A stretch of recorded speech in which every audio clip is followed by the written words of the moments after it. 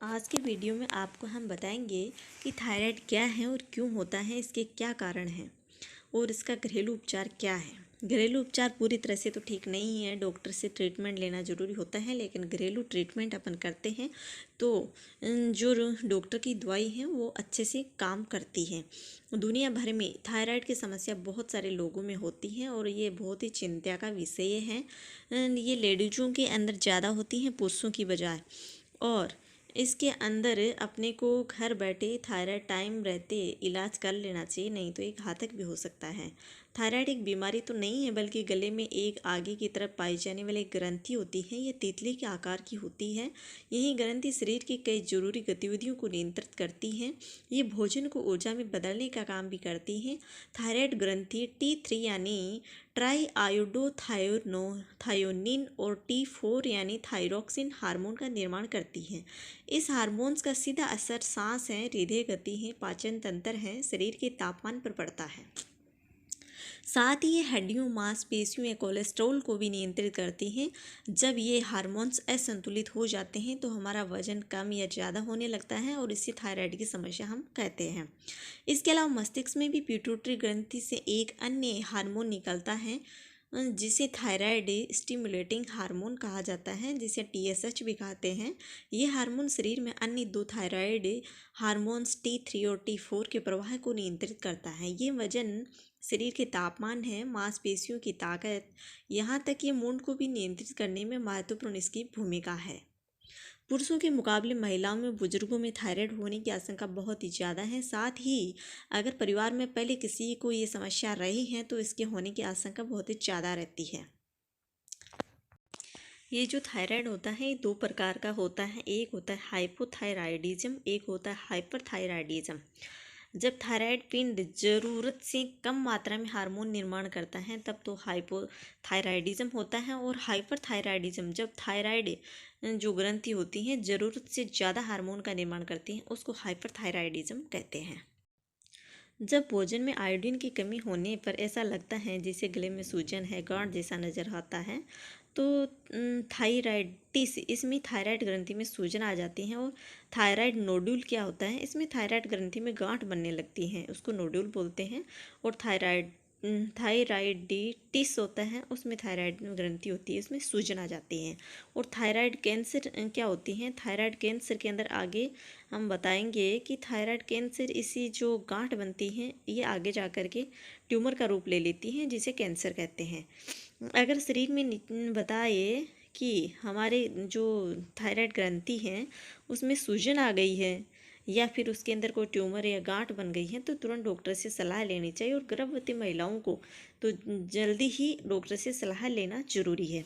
और इसमें क्या क्या लक्षण नज़र आते हैं, कब्ज की समस्या हो जाती है, थकावट होती है, तनाव आ जाता है, रूखी त्वचा हो जाती है, वजन कम होने लगता है या ज़्यादा होने लगता है, बार बार पसीना आता है, हृदय की गति कभी कम ज़्यादा होने लगती है, BP बढ़ जाती है, जोड़ों में सूजन या दर्द रहने लगता है, पतले और रूखे बेजान बाल हो जाते हैं, याददाश्त कमज़ोर होने लगती है, मासिक धर्म असामान्य टाइम से नहीं आता है, आगे पीछे हो जाता है, प्रजनन क्षमता में असंतुलन हो जाता है, मांसपेशियों में दर्द होता है, चेहरे पे सूजन आ जाती हैं, और समय से पहले बालों का सफ़ेद होना इसी के लक्षण दिखाई देते हैं।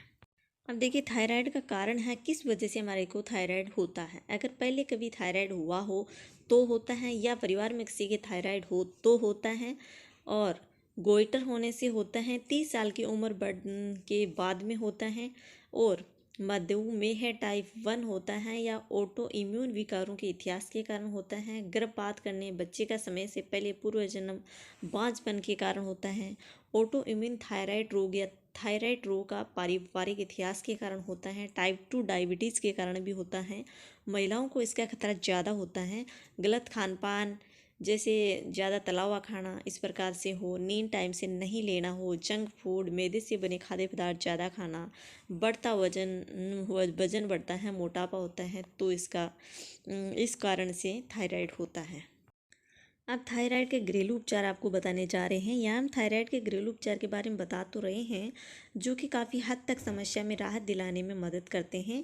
इससे स्पष्ट ये है कि घरेलू नुस्खे हर किसी के ऊपर असर नहीं करते हैं, क्योंकि हर किसी की शारीरिक क्षमता है, थायराइड अवस्था है, अलग अलग होती हैं। ऐसे में कुछ नुस्खे किसी पर असर कर सकते हैं और किसी पर नहीं। इसलिए इलाज के साथ साथ इन घरेलू नुस्खों का इस्तेमाल करने के साथ साथ डॉक्टर से सलाह जरूर लेनी है। में थायराइड के गले के अंदर जो थायराइड के लक्षण दिखाई देते हैं, तो उस टाइम पे अपने को मिनरल्स पे ज़्यादा ध्यान देना चाहिए, क्योंकि मिनरल्स की कमी हुई है। वहीं ये बात सभी अच्छी तरह से जान लेना चाहिए कि पोषक तत्वों की कमी की वजह से भी शारीरिक समस्याएं हो सकती हैं। थायराइड में ऐसी समस्या हैं जो आयोडीन की कमी का एक नतीजा हो सकता है। इसके साथ ही आयरन, सेलेनियम, विटामिन ए, थियोसिनेट और आइसोफ्लेविस जैसी जरूरी पोषक तत्वों का अभाव में ये समस्या जन्म ले सकती है।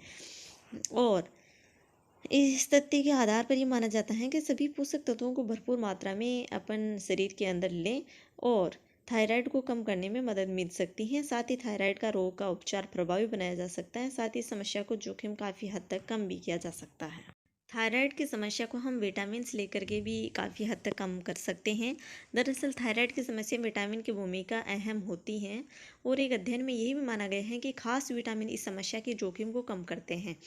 जिनमें विटामिन का जिक्र है उनमें मुख्यतः विटामिन ए है, विटामिन सी है, विटामिन बी है, विटामिन B6 है, B12 है, साथ ही विटामिन डी भी इसके अंदर शामिल है। इस आधार पर माना जाता है कि विटामिन से भी भरपूर खाद्य और इनके सप्लीमेंट खाने से काफ़ी हद तक थायराइड को कम कर सकते हैं।